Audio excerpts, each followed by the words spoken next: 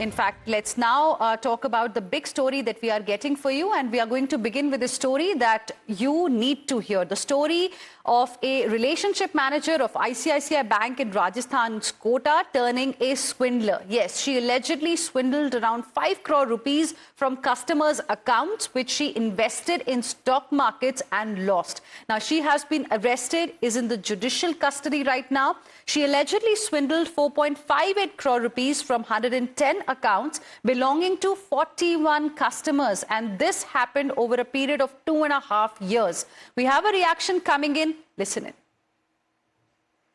तो साक्षी गुप्ता को से पीआर रावतबाटा से गिरफ्तार कर अनुसंधान किया गया।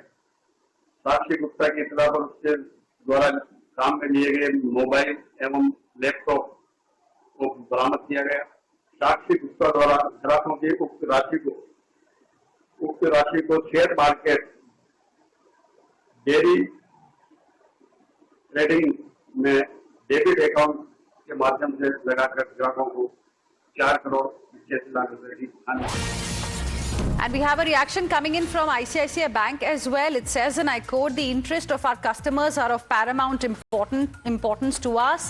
Immediately upon discovering the fraudulent activity, we filed an FIR with the police. We have a zero tolerance policy against any fraudulent activity and thus suspended the employee involved," unquote. Let me go across to my colleague Lakveer, who is joining us on the broadcast more on this. Lakveer, और क्या जानकारी आप हमें दे सकते हैं इस पूरे मामले के बारे में, क्योंकि सबसे अहम सवाल तो ये है कि जिन लोगों के पैसों का इस्तेमाल किया था आईसीआईसीआई बैंक के इस रिलेशनशिप मैनेजर साक्षी गुप्ता ने, जिन्हें अब अरेस्ट कर लिया गया है, वो पैसे क्या कस्टमर्स को वापस मिल पाए हैं कि नहीं?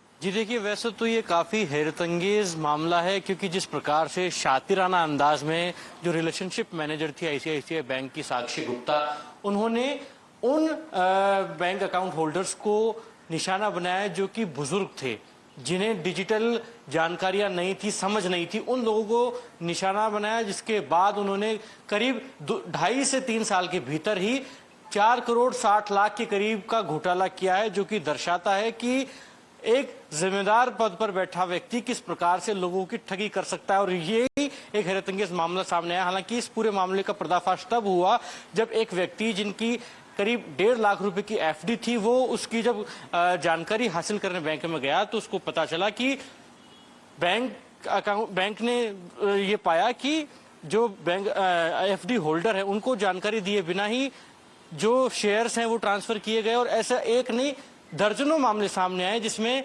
तमाम एफडीज को मैच्योर तय समय से पहले कर दिया गया। तो साफ तौर पर साक्षी गुप्ता ने बहुत शातिराना अंदाज में इस पूरे घोटाले को अंजाम दिया, जिसमें करीब 5 करोड़, जिसमें 4 करोड़ 58 लाख के करीब की अमाउंट को इधर से उधर किया। हालांकि उन्होंने शेयर मार्केट में पूरा जो पैसा था उसको इन्वेस्ट किया, लेकिन वो पैसा डूब गया। फिर भी साक्षी गुप्ता मानी नहीं और उन्होंने अपनी चीज को स्वीकारा नहीं। लेकिन जब आईसीआईसीआई बैंक के प्रबंधन तक पूरा ये मामला पहुंचा तो उन्होंने मामला दर्ज करवाया। जब पुलिस रिपोर्ट हो गई उसके बाद पूरे मामले की छानबीन की गई। सबसे बड़ा सवाल तो ये है कि 2.5 साल तक ये फ्रॉड जो है चल रहा था, बैंक में किसी को पता तक नहीं चला। I mean, this is a shocking case. और ये अगर कोटा राजस्थान में हुआ है, ये तो कहीं भी हो सकता है।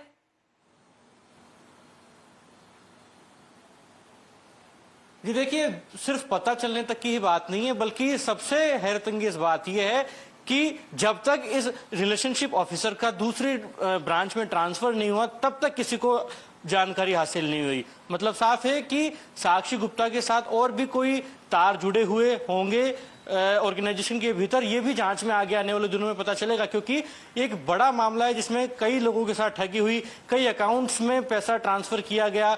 और अब चूंकि पुलिस पूरे मामले का संशोधन कर रही है, कहां कहां ये पैसा और गया है, किस तरीके से पूरा ट्रांजेक्शन किया गया, कौन कौन लोग इसमें और इन्वॉल्व थे, उसकी भी जांच की जा रही है। निश्चित रूप से फिलहाल ये कहा जा सकता है कि अभी तो ये कोटा का मामला सामने आया, लेकिन ऐसे और कई साक्षी गुप्ता अन्य बैंकों में, अन्य ब्रांचेस में किस प्रकार से लोगों के साथ ठगी कर रहे होंगे, इसका फिलहाल अंदाजा नहीं लगाया जा सकता। क्योंकि जिस तरीके से फोन का नंबर तक चेंज कर दिया गया, ओटीपी के और मैसेजेस की जो अलर्ट जाते हैं तमाम ट्रांजैक्शन के वो तमाम लोगों तक ना पहुंचे, इसके लिए उन्होंने फोन नंबर तक चेंज कर दिया और उन लोगों को निशाना बनाया जिन्हें डिजिटली नॉलेज कम है, जो कि बुजुर्ग हैं, जो इन तमाम चीजों को ज्यादा गौर करते नहीं है। तो जो वल्नरेबल कस्टमर्स हैं उनके अकाउंट से पैसा जो है लिया गया, और now the statement viewers that we have got from ICICI bank suggest that genuine claims of impacted customers have been settled. That's the latest update coming in. Lakveer, for now, thank you for joining us for your inputs on this